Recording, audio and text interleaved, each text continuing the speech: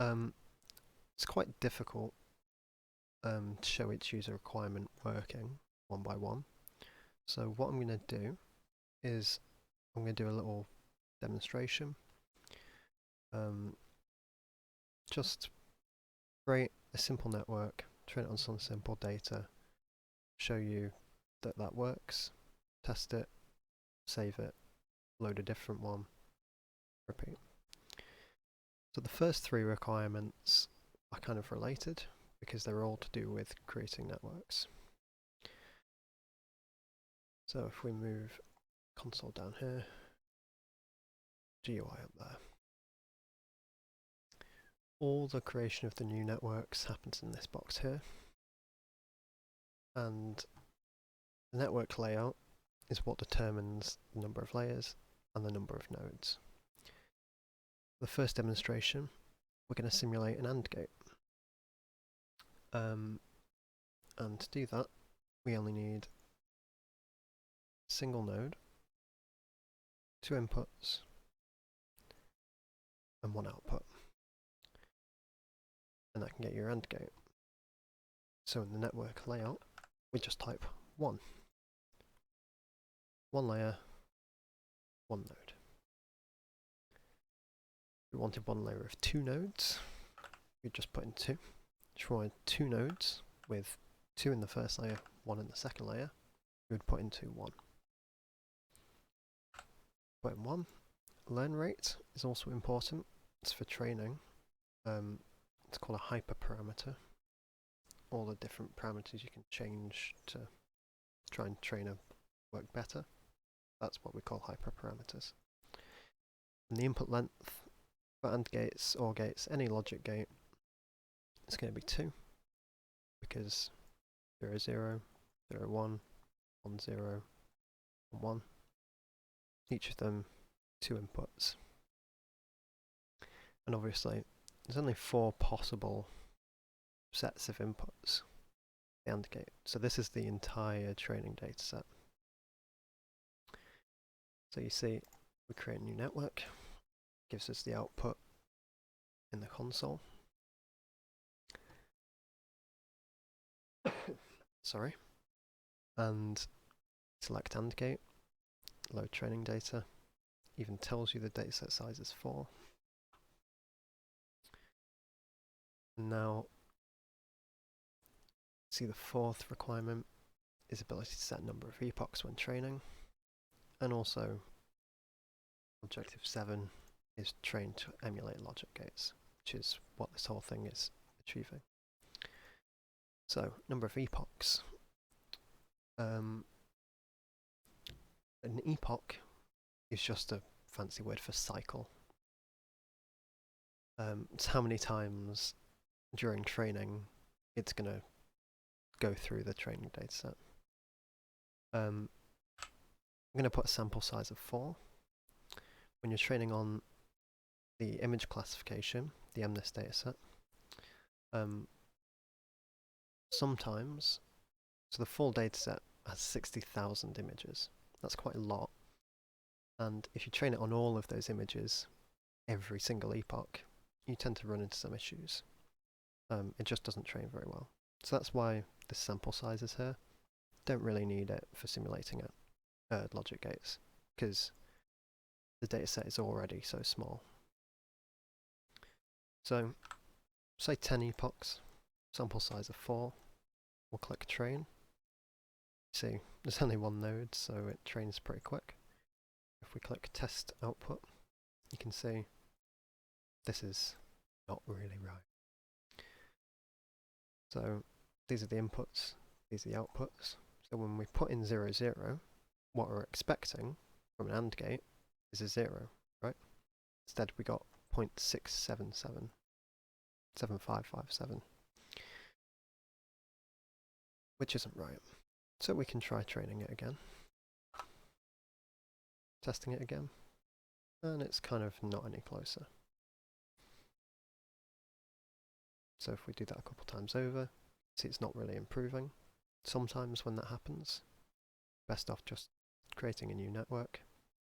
Every time you create a network, all the weights are initialized randomly from scratch. So you effectively restart. Again, test. See, it's not outputting what we want. Can reset again. Train, test, train, test. And we can keep doing this until we get the output we want. It would be nice if it just worked straight away. Might be that we just need more epochs. So we can create a new network, train it, and it can do 10,000 epochs pretty quickly. Again, there's only four inputs for the whole dataset. Now if we test it, see these are the outputs we want. 8.1 seems pretty big, but it's 8.1 e to the negative 0.5. So that's even smaller than 0.02. And so the neural networks on this app use a sigmoid activation function. And effectively what that means is it's never going to get quite to 1. It's never quite going to get to exactly 0, but it can approximate. We could train it even more. See, it's getting closer and closer. But you're never going to quite get there. So, you can see first 3 requirements done. Set number of epochs, we've done. Train it to emulate a logic gate, we've also done. So now, we'll try and save the network to a file. So here we can write in the file path for AND.NET. Doesn't have to be a .txt, but if it's a .txt, you can easily open it in your file explorer. Click Save Network. It tells you it's saved. So now, we just create a new network to overwrite it. And click Test. You can see completely random outputs. But we click Load. And then Test. See these like the right outputs. So you can see that it's saved it successfully, it's loaded it successfully. I can also show you the file up here. AND.NET.txt. You can see 1 is the network layout, 2 is the input length, 0.2 is the learn rate, and these are the 3 weights. There's only 2 inputs, but there's 3 weights because there's an additional bias as well. But we can talk about that when we get to the code.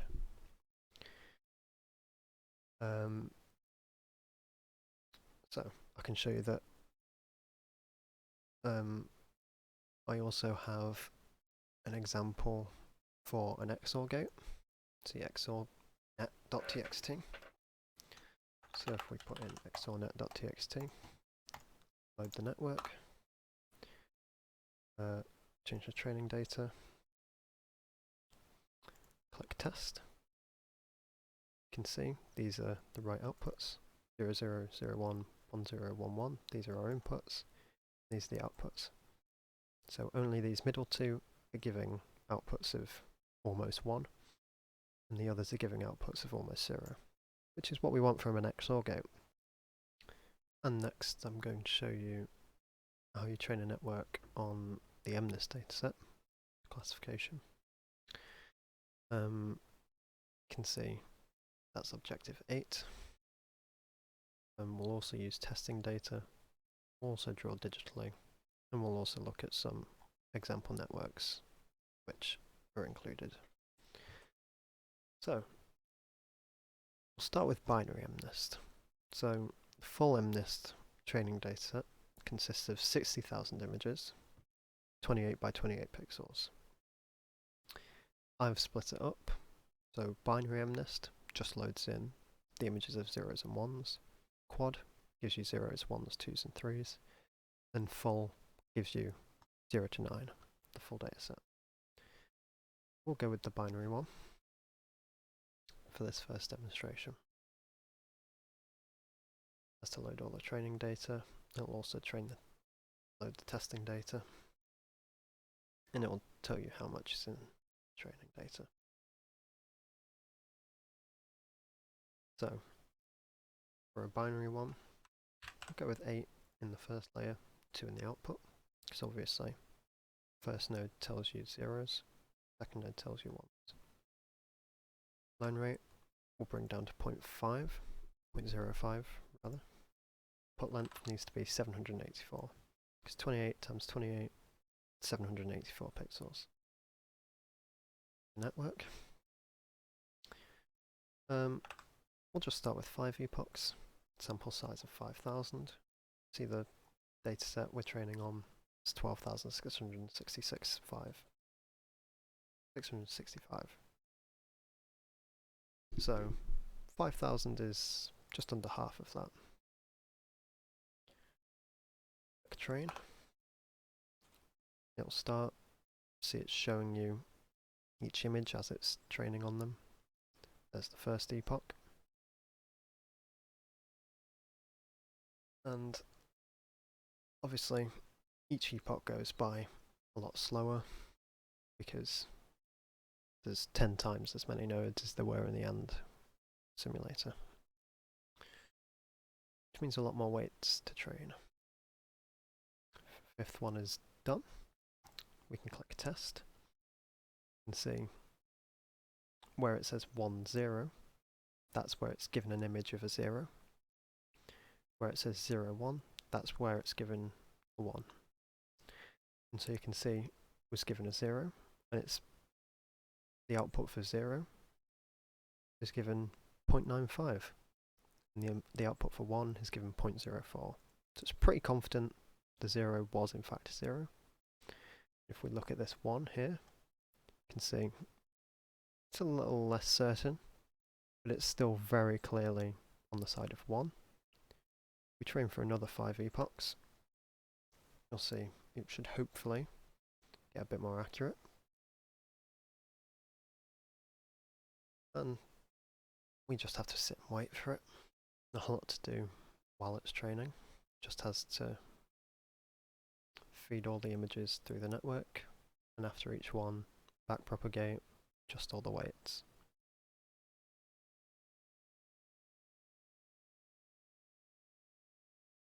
That's all 5 done. Click test again. And you can see every single one of these is over about 96 in the correct class.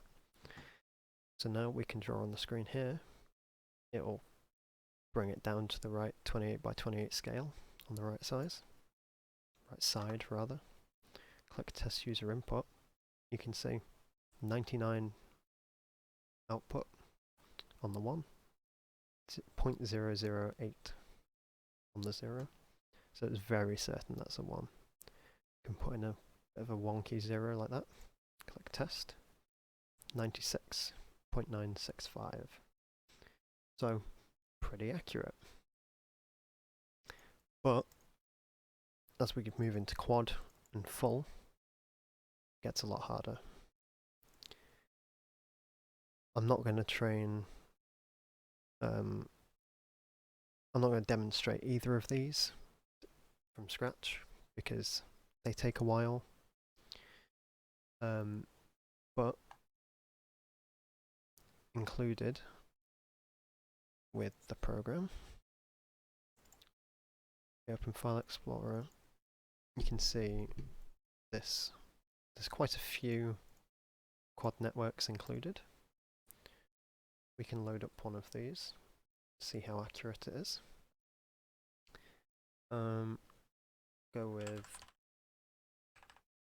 NEA quad 3. The quad dataset. Again, wait for it to in. And now all the datasets loaded. Only took 30 seconds or so. Not so bad. You can see now that we've got 0s, 1s, 2s and 3s. This dataset Now has almost 25,000 images, which is just below half of the entire dataset. Load the network, and we click test, and we can have a look at these outputs here. Similar to the binary one, if there's a 1 in the first, that's a 0. In the second, that's a 1, 2, and a 3. So here it was fed an image of a 0, and the output for 0 was 0.9729, which is very accurate, and all the others are quite low. They're all below 0.05. Now this one, we fed it an image of a 2, and it's a little confused. It still gave an output of 0.4266 in the 0 class, which isn't right. But the outputs in the 1 and the 3 are both very low. And it did technically get it right. 2 class still gave a very high output, even if it was unsure whether it might be a 0. Fed it another 2 on this one. You can see it's done very well here. 0.99 in the 2 class, and very, very low in the others. This 0.05 is the highest. Got 0.003, 0.003. Another 0 here, and it's performed very well again. We gave it a 1 here, and the 1 has won out. The 1 class does have the highest here, 0.57. Pretty sure it's not a 0, pretty sure it's not a 2, but it does think it could be a 3. Inputted another 2 here, and again it's 1. Inputted a 1 here, again it is correct, it's given the 1, but again it thinks it might be a 3. This one, it's been given a 3, and it's gotten it wrong. It thinks it's a 1 again, even though it's not. The 2 class is the runner-up, but you can see it's not nearly as good as the binary classification. It's just a harder dataset. There's more images, more classes to sort them into. And so we can try the user input again. Do a 0. 0.98 in the 0 is pretty good. Give it a 1. And yeah, 0.5, 0.39. Again, the 1 has 1, but not by a huge margin. That thinks it's a 2, which is quite confusing. If we give it a 2, 0.99, it's pretty confident. Give it a 3, and thinks that's also a 2. So you can see it's quite difficult. Even this network, which isn't particularly good, although it is halfway there, still took a fair while to train, especially considering because the app is for learning how these things work. It's all pretty manual. We've seen that all the essential objectives are met. Now if we look at the desirable objectives, the program does not allow you to choose activation functions. It's just complicated. The input data would need normalizing differently. The outputs would need normalizing differently. It would be potentially confusing for anyone trying to use the program. Although being able to choose activation functions would let you train on some different datasets. Allow for training on several datasets and problems. Can do that. Several different logic gates, several variations of the MNIST dataset. Show network confidence when guessing. Again, it's kind of built in. It's kind of just how the networks work. Each output corresponds to a number, and you can effectively interpret that